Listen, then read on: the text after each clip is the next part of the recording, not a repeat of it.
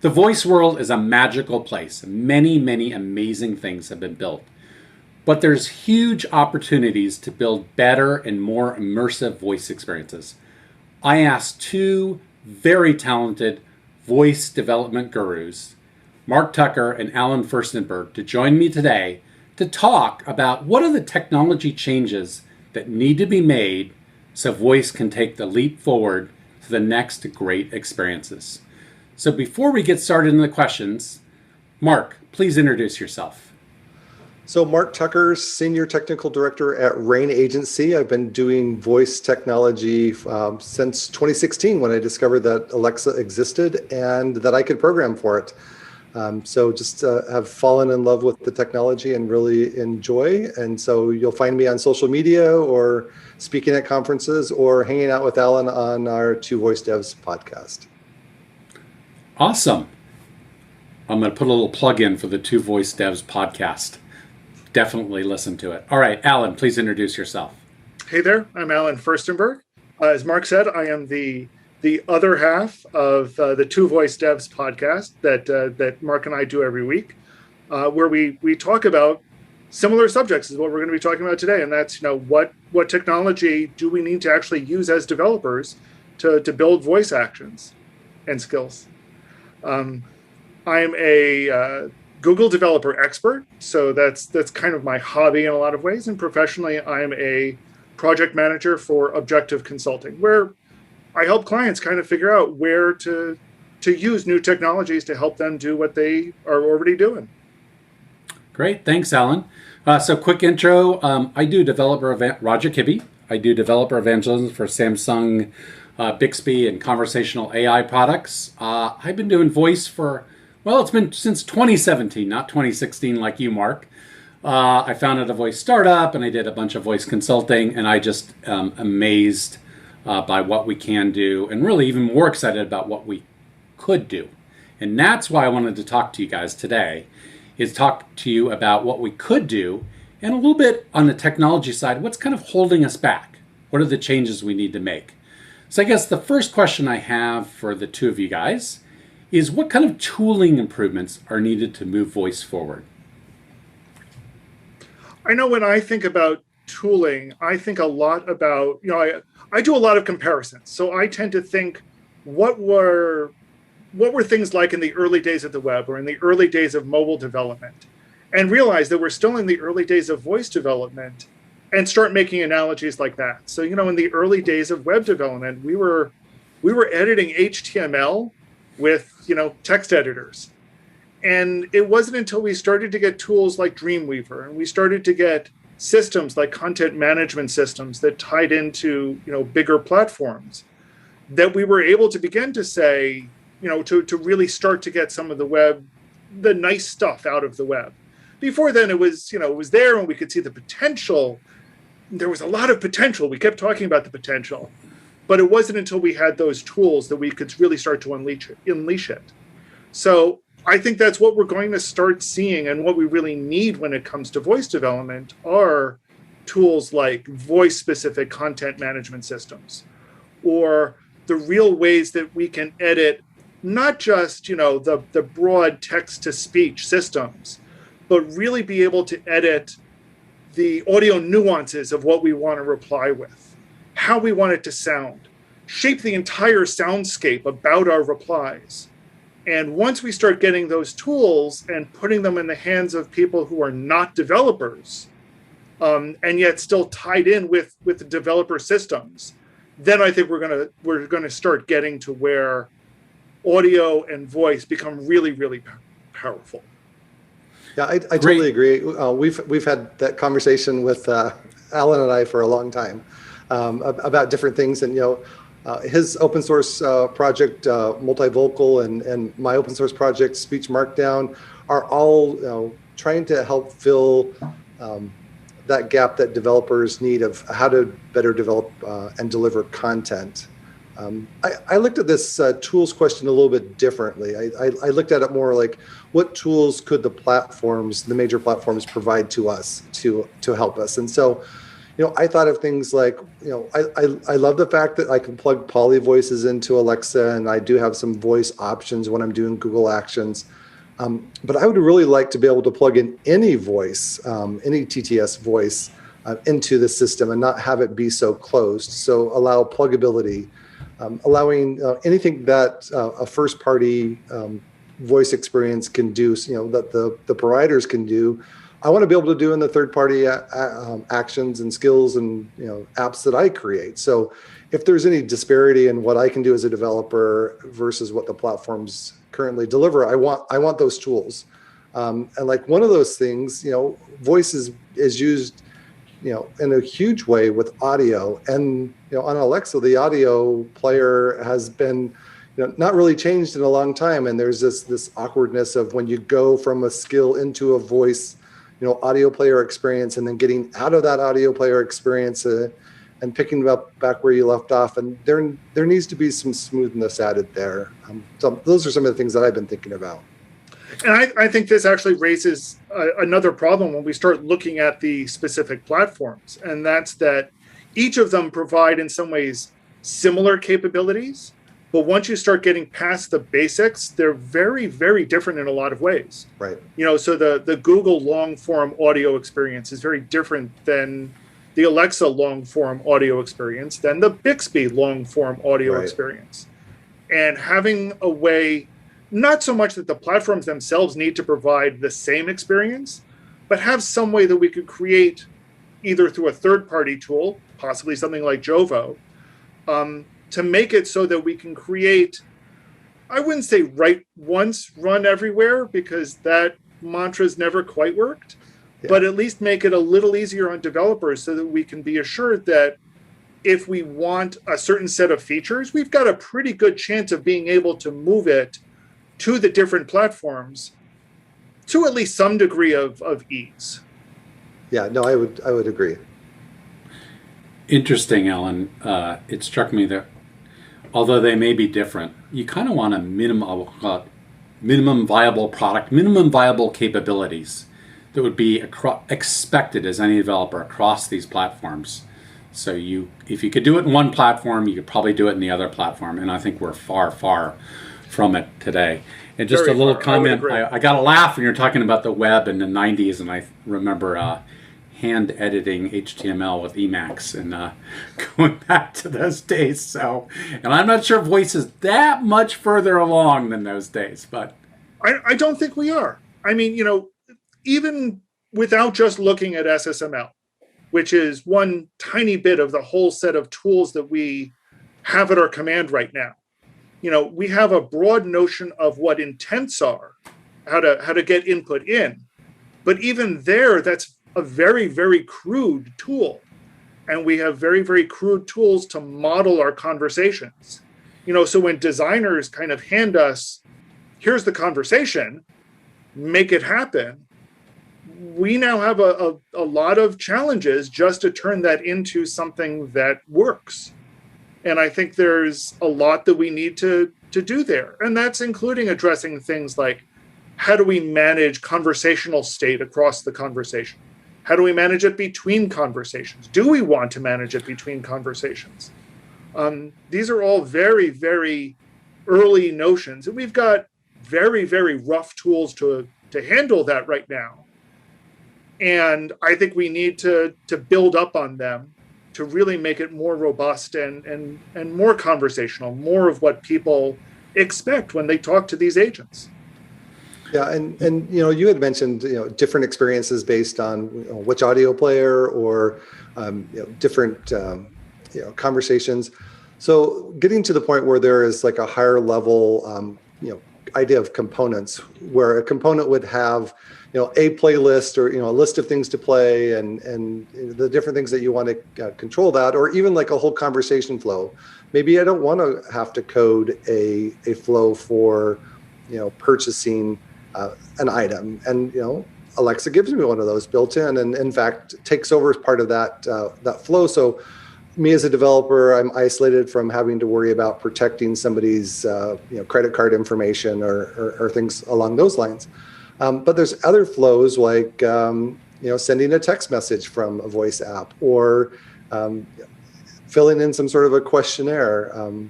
There's just a number of different things that you can do that if you wrap those into components, then had a library of reusable components, that would be really helpful, so that I, as a developer, don't need to hand code every conversation flow. But we also want to have the power to, in those certain situations, have customized experiences that designers give to us to implement. Or have those components and yet have the components be tailorable enough that we can change the configuration or tap into it at various points in the flow so we can monitor how that part of the conversation is going. I definitely agree. I think, having the platforms or having third-party tools provide those components for us will go a long way to helping developers make better conversations and focus on the parts that we're best focusing on, the business logic, the pushing forward how to use them. Well, and you had mentioned earlier about intents. I know that you have more control on the Google side of things as far as when intents are, I guess, higher priority than others. So if there's collisions, I would like a lot more control that if I'm in a specific situation, subsection of the skill, that maybe I turn off all the other or a whole bunch of other intents so that it really only focuses on it, on the ones that you're in. It's really challenging to have an intent or an utterance really that just has a slot value and has no anchor text around it.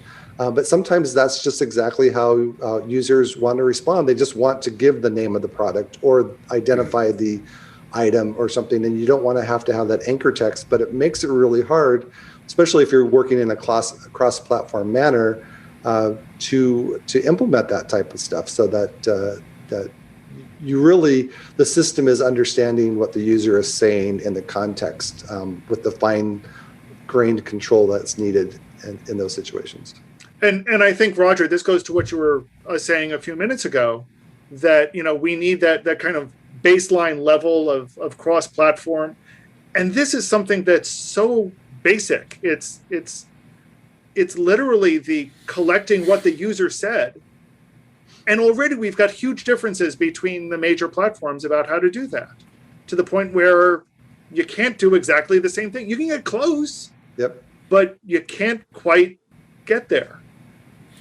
And you can't, I think you pointed out, and then you maintaining context, right? And you were just talking about that, Mark.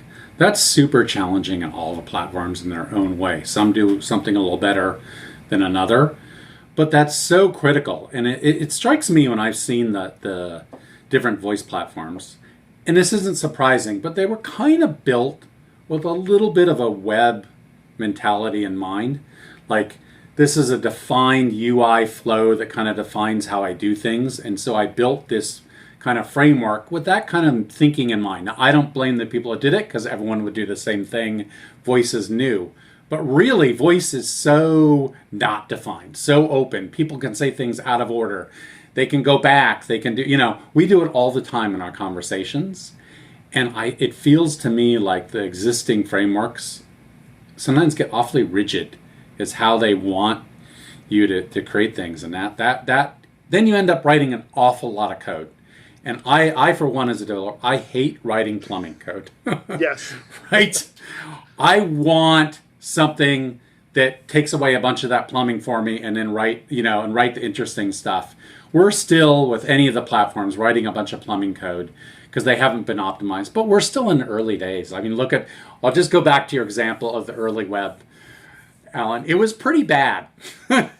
It was pretty hard in the 90s to write web applications. And it's people who weren't there at the time don't remember what it was like. Yeah, they don't. And so, you got to give it time to mature and understand. And it's a completely different medium too. And so there's different needs there. And I was thinking, when you're talking about a set of reusable components, I had a dream: reusable open source components. Yes, I'm very big fan of open source. I think that would be a great contribution to the voice community. Such as SSML markup. But, it's interesting. Like, I wonder if we'll get to a point If you look in the web world and that, I mean, you can actually go out and buy components that do things. And I haven't seen that so much in voice. I know there's like I believe there's a website that launched fairly recently that has a bunch of APL examples, and they're actually selling some. I thought that was really interesting. I thought that was encouraging to the industry if someone could find a way to kind of monetize and create something where there's these reusable components that can be used and they don't have to come from the platform providers. Me as an independent third-party developer can create them. Obviously, yes, beautiful to be open source, but also okay if they're a little closed and they're being sold. I mean, that will open it up a lot. And if you look at the web and mobile, there's just so many frameworks. It's almost, what framework do I start with?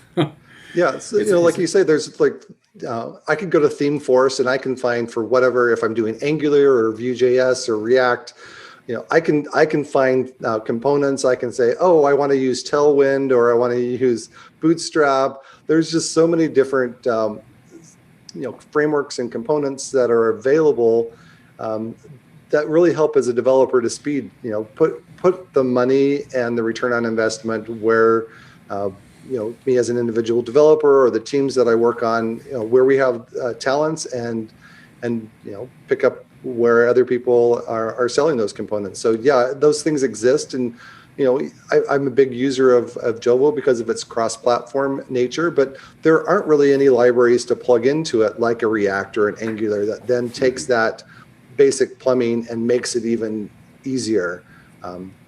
So those are the types of things that will evolve and we'll get there. Funny, you talk about React and Angular. Yeah, I'd love to see that. I just want to see jQuery for voice first. Well, I was right. I was Let's start simpler, and then we'll get to React and Angular for voice. Go ahead, Alan. I was going to say exactly that, Roger. When we were thinking about web development, we started with having no clue what we were doing, and then we experimented a little bit, and we came up with jQuery. And then as we kept experimenting with jQuery, we realized we needed bigger libraries and bigger frameworks that could handle a lot of the nitty-gritty that we needed to do with jQuery. So we started getting things like Angular and React and Vue that took care of huge chunks of that for us. I do think we're going to get that progression. We're starting to see that now. We're seeing, the library, the frameworks like Jovo, the libraries like Multivocal start to poke at, what is it that we need? It not even answering the questions yet, but starting to ask the questions and say, what do we need? What do we do on each and every project that we can reduce to a library? And we're starting to do that, so we're starting to say things like, well, out of the box, the Alexa Skill Kit and Google's libraries by default handle internationalization terribly, just abysmally. And yet we want to be able to create out of the box skills and actions that can, that work in all of these countries. What are the tools that we need? Mm-hmm. The Alexa, the Alexa Skill Kit and Google's libraries handle templating terribly. They basically say in your intent handler, merge a string together. Well, we know how to do better than that. Yeah. What do we, Jovo we're now seeing is introducing templates, and Multivocal has templates that do most of that work for you. So you just end up providing, and this is actually something that's core to what Bixby is doing, is you're literally just providing a bunch of values and letting the template fill in and create the replies themselves. And I think more and more we're going to have to start relying on that kind of tooling and those libraries to do those things, because otherwise we're just going to get bogged down in string creation. I love that, bogged down in string creation, because really it's about unlocking the developer to do the interesting stuff. Exactly. Is what you're talking about. Yeah. Hey, I want to wrap up with a question for you guys that's kind of bigger picture, and it's about the marketplace and developer marketing and the platforms, what they do for third-party developers. What changes are necessary there? You want to tackle that one first, Mark? Sure. And in fact, I did an experiment just recently. So one of the games I've created is called Snatchword. And so I wanted to see if I asked Alexa, tell me, list skills or list word games. And it will actually suggest it. And on my Echo Show device, it shows a page that includes the title and a short description and how many stars and the rating and an icon. It doesn't include the publisher, which can be a little confusing because you don't have unique names on Alexa. So there could be multiple skills that are named the same thing and you don't know which publisher it came from. But I specifically said word games. And even though word is in my name and in the description of the game, there is no category for word games, which would be helpful, but in the category of games. And so I started going through and I started getting, after 20, 30, 40, my skills still didn't come up. And other skills started showing up that had less ratings and points and didn't have word anywhere in them. And it just really confusing that there's just a lot of work as far as finding skills, even for something that's as useful as the find word games or list word game skills, or you can ask your device that, but there's still challenges with the SEO on finding something in the marketplace. Yeah. And there's such black boxes that it's not like, and I think of the web, where there's all these ways to tune SEO, both kind of official. Google tells you do this, this, and this, and it'll help it. And there's the unofficial, and that's a whole cottage industry. But it's a black box, the AI behind how these things work. And I've seen exactly what you're talking about. Alan, go ahead. Yeah, I think the discovery issue is one of the biggest challenges that as developers we face. I think, but again, I look at the analogies to discovery in the early days of the web, and that boiled down to phone books that had internet addresses in them, for those that don't remember, but also this notion of trying to teach people what a URL was and them showing up on commercials. And I think now, we need to keep doing that. We need the equivalent of a URL, something that is short and catchy and easy to invoke or easy to link to or something. Yep. And I think that linking is also going to need to be a bigger thing. So we've got some support from the platforms about actual links. Yep. I think we need better support. And I think we need better support and integration with mobile devices and mobile apps that are out there. And that's a two-way support. So, we need to be able to access them from mobile, certainly, and be able to use our mobile apps with voice. But also, when we're without the phone, be able to do the same thing on the rest of the voice platform. We really need ubiquitous voice so that as users, we don't need to think about it. We just need to have it in our head. Oh, yeah, here's a tool that I can use to do this. Or, oh, yeah, I wanted to play that word game that I heard about, Snatchwords, and be easily able to do that anywhere. Yeah, it's interesting, Alan. Go ahead. Go ahead, Mark. No, I was just going to say, that. I was going to say, and then to be able to carry that across devices. I'm walking to my car on my phone. I get in my car. I'm talking to my Echo Auto. I get home. I carry on that same conversation or flow, which is really about personalization and passing that personalization from device to device, or in some cases it could be app to app. If a suite of apps that are by the same developer or even across developer, restaurant to rideshare to whatever. It'd be great to see something that you're really talking about passing that context from Yes. device A to device B, and I've seen people do it, but it's a lot of code, right? And a lot of framework around it to do it. It'd be great to see the platforms kind of embrace that and say, wow, it's really easy. Because that makes so much sense, right? I'm doing something in my car and I go home and I want to continue it, or home to car or different device to device. And if we're really going to unlock, and I know Google I/O just occurred, and Google loves to talk about ambient computing, and I'm a big, huge fan of that vision. But that's all about incredible context across anywhere and everywhere, which I think is what you were talking about, Alan. Exactly. And it's the context. And then, as you say, it's handing off that context. And, we actually used to see this work a lot better 5 or 10 years ago. It's actually gotten worse, I think, over the past few years as we've moved towards a very mobile centric, thinking that the phone has to do everything instead of saying, let's find the right device that can do the right thing and be able to hand off between those devices. And I think we're starting to move again back in that direction. But that's now hard work again.